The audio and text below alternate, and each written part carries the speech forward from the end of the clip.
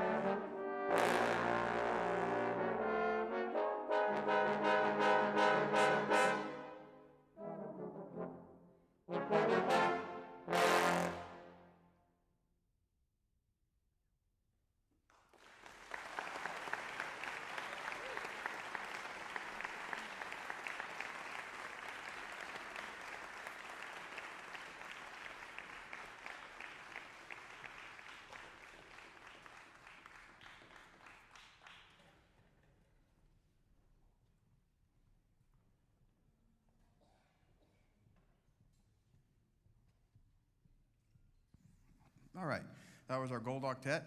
Now you're going to be listening to our blue octet that should be coming out here in a minute. And one of the pieces they're going to be playing is called Hitos. Stephen Verhelst has written a lot of music for our idiom, our trombone choir ensemble idiom. He's actually written a commission piece also for us when we went to Spain back in 2015. He writes a lot of good music, but this one in particular, he has two pieces that, or I believe that are super near and dear to his heart. One is called 6.35, which is, we played that actually at this past concert in Canada we had at the International Trombone Festival. And this one is called Hitos, and let me read a little bit from his description that he said.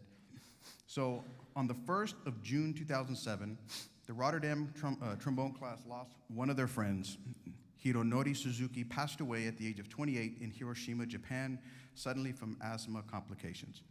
In memory of Hiro, Stephen Verhelst wrote a new piece about this very special person. We called him Hirosh. He uses a lot of main theme throughout the piece. You'll hear a lot of beautiful colors. And back when we're talking about the trombone class, the Rotterdam class, it was a very special class for him. That's what the piece 6.35 was before, because he wrote it 1 year before he had passed away. So this is a very special piece for him, and the Blue Octet is going to play it for y'all. Hope y'all enjoy.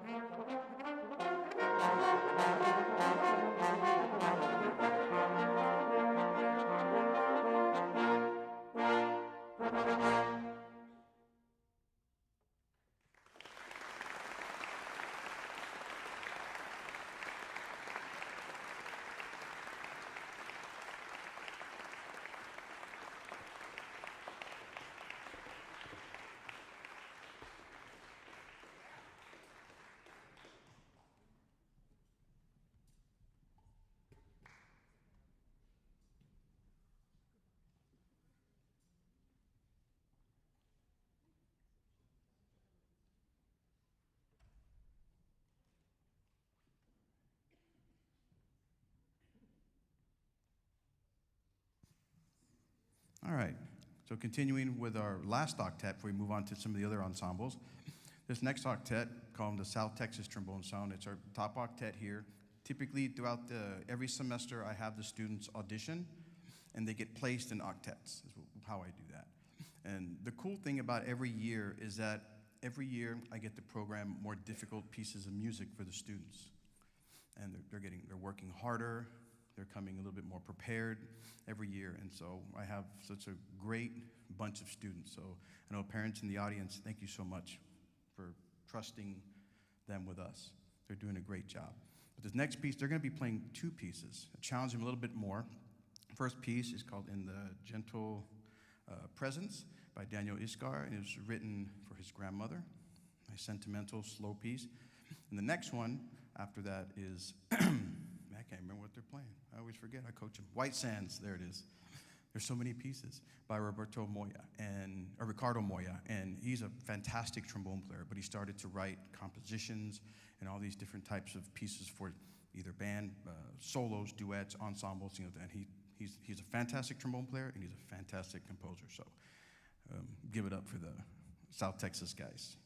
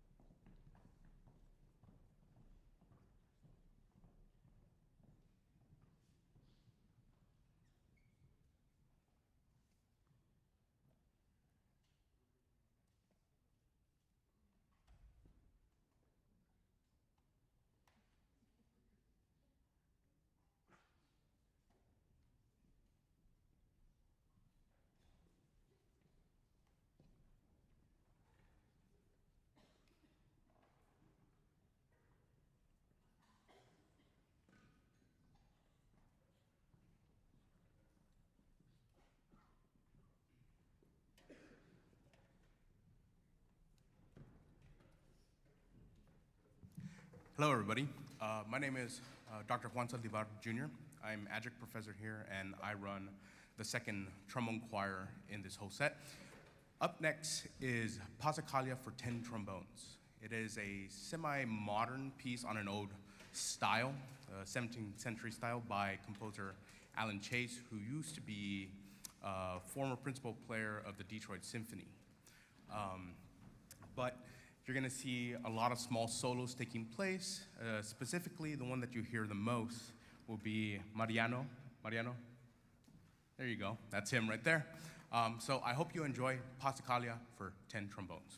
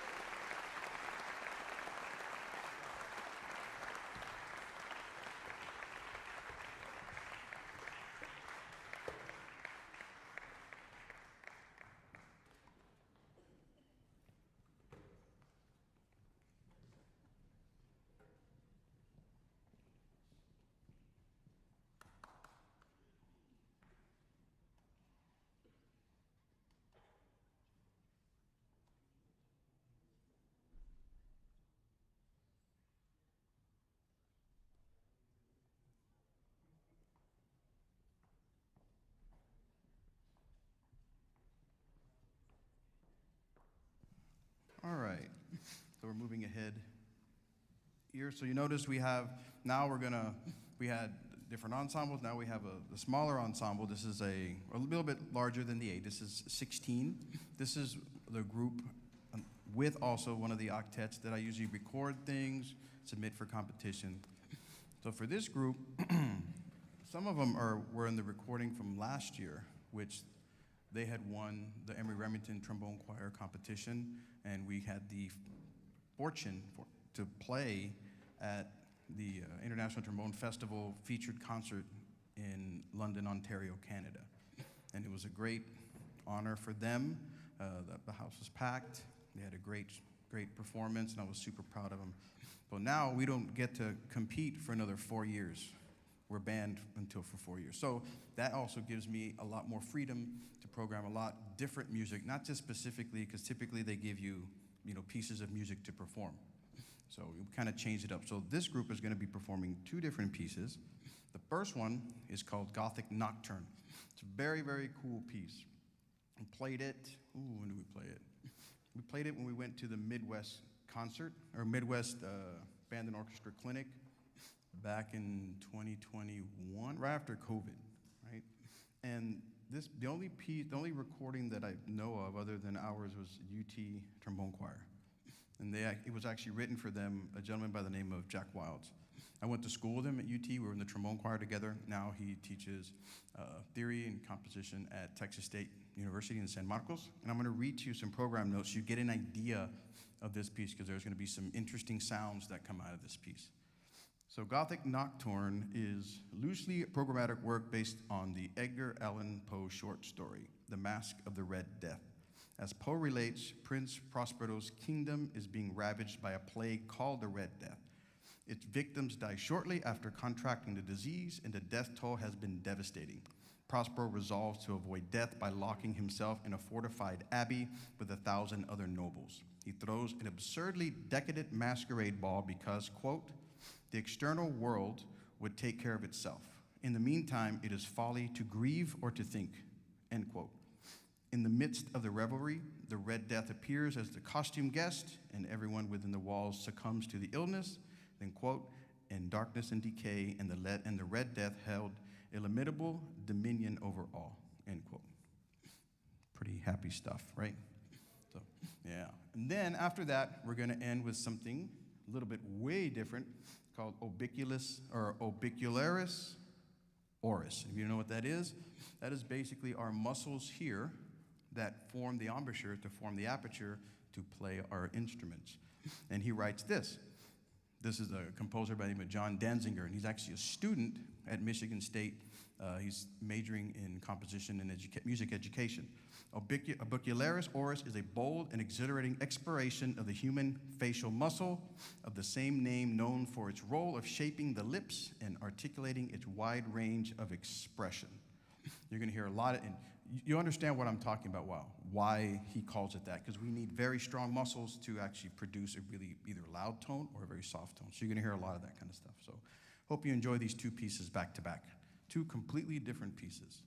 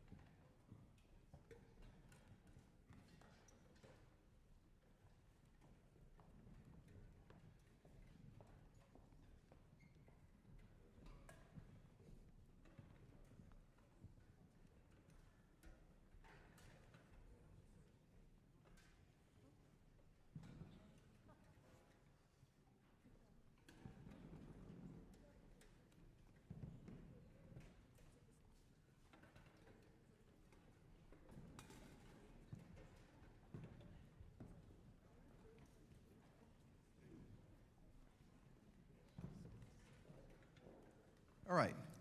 So the final two pieces are going to feature the full choir, which I love to do. And the first piece you heard was Esprit de Corps, which is a great march. And then these last two pieces are this one, and I'm going to have the gentleman that's going to conduct it talk about this. So you're going to hear a little bit from him in a second. Everybody's ready? All right. So the next conductor, and he's going to talk a little bit about this piece, is Mr. Armando Castillo Trevino, and he is going to be student teaching next semester. This will be his last concert with us, and he's a fantastic student. He's going to do great things when he leaves here and goes out into the world, but he wanted to conduct this piece for the ensemble. And let me introduce Mondo. Where is he? Come on, Mondo.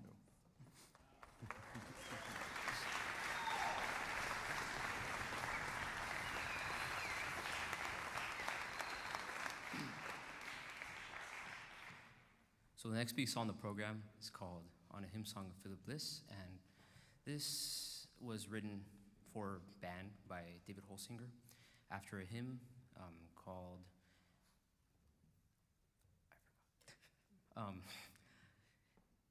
It Is Well With My Soul. That's what it is. So this was written by Horatio Spafford in 1873 after a tragedy that happened to him, actually. So his family and himself and his family were going to travel to Europe for a vacation, and some unexpected business came up for him, and he had to stay behind. And he said, "Well, let's go ahead and send you his wife and 4 daughters. Let's go ahead and send you, and I'll catch up in a couple of days." And on the way over there, on November 22nd of that year, another English vessel crashed into the ship, and the ship sank pretty quickly in about 12 minutes. The survivors were then put on lifeboats and sent to Wales. And once in Wales, Spafford he was cabled by his wife with 2 words saying "saved alone," meaning he lost his 4 daughters all at once. And so on his way to Europe to get his wife, he wrote this text, and that was later put to music by hymn writer Philip Bliss, and hence the name On a Hymn Song of Philip Bliss. And so as you listen to this, I want you to think of a time where you felt grief, loss, and what's remarkable about this text is that it focuses not on so much the sorrow that one feels, but the faith in a higher being, and how we as humans can overcome these moments and accept them as part of ourselves. So as you listen, you'll hear some moments where it's just contemplation. You'll listen some moments that are pretty sad, but overall, there are moments that are grand. There are moments where you take a moment to reflect, and things are just, you're okay with these kinds of things.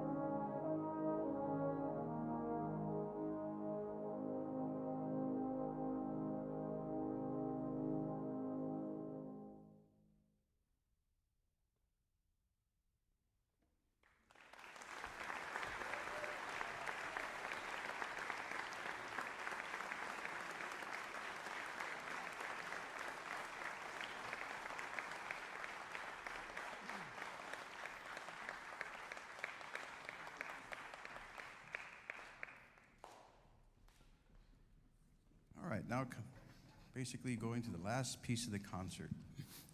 But before that, I'm gonna recognize some people when they get kind of situated. It's their last concert here as a student with us.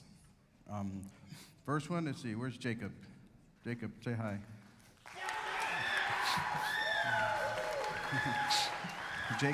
Jacob is student teaching right now, and he's student teaching in Robstown, but he still wanted to play trombone choir, but he's going to be graduating and off into band director world. So if anybody's hiring, get him, right? All right, who's next? Where's Mondo? Where's Mondo? You back in here? Mondo, you just saw Mondo? Go ahead and stand up.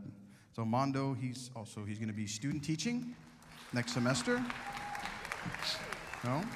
And then, where's Ricky? Ricky, say hi. So Ricky, he will be student teaching next semester as well. So, anybody else? Am I missing anybody? We're good? All right. So if you notice, the program kind of has a theme with a lot of different pieces. I love band music, orchestral transcriptions. I love choir music. I also love trombone. I love it all. If you listen to my Spotify playlist, it has everything. It goes from banda music to trombone solo to corridos to orchestra, just everything. I have like kind of a ADD of music that goes everywhere. Love it all.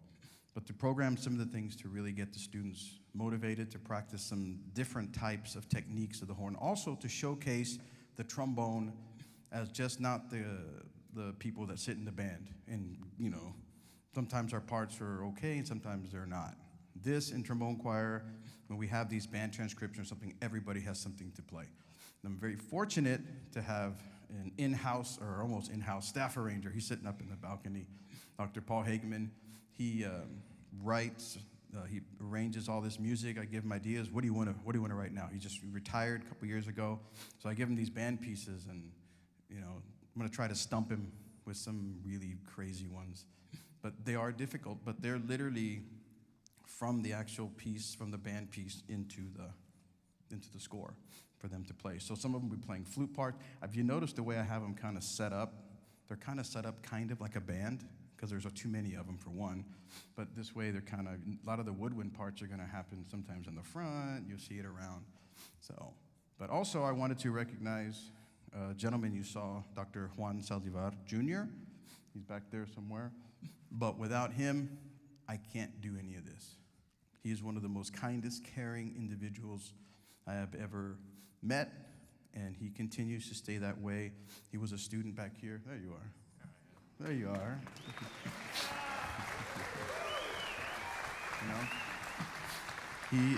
He was a former student of mine, went off and got his doctorate and came back and taught with us, and he is just a fantastic pedagogue, teacher, performer. He cares about the students. We all care about each other, and that's one of the most important things, is caring about each other and making sure that we do the best that we can. So, all right, and also, the percussion. I'd like to thank the percussion. They volunteered their time, their services to help us bring some of this music to life with percussion. It adds it all together, a little cherry on top. So the last piece is the March from Symphonic Metamorphosis by Paul Hindemith. I love this piece. I played it in the orchestra, played it in the band. I was like, why not? Let's do it with trombone choir. It's going to challenge them. It has all sorts of different licks. It has flute, clarinet, and of course, if it's the orchestral transcription, you'll see here violin parts, that kind of thing. But it's ranged from the band transcriptions. You're going to hear a lot of different things. So, but thank you so much for coming to our concert. It means a lot to see you on the audience. Parents, thank you very, very much. Faculty, administration, thank you, everything. And those of you online, thank you so much for listening. I really appreciate your support with these fine students, because they do work very hard, and they work a lot. A lot of time is put into their craft, extra hours, like at night. So I'm sorry, parents, if they don't text you or call you back, they're practicing or they're in rehearsals. That's basically how it works with them. They can all nod, right? Yeah, see, for the most part. They're not lying to you, I promise, because I see them. So, but thank you so much. I'm going to end with the Hindemith, and be safe traveling back home. Thank you so much.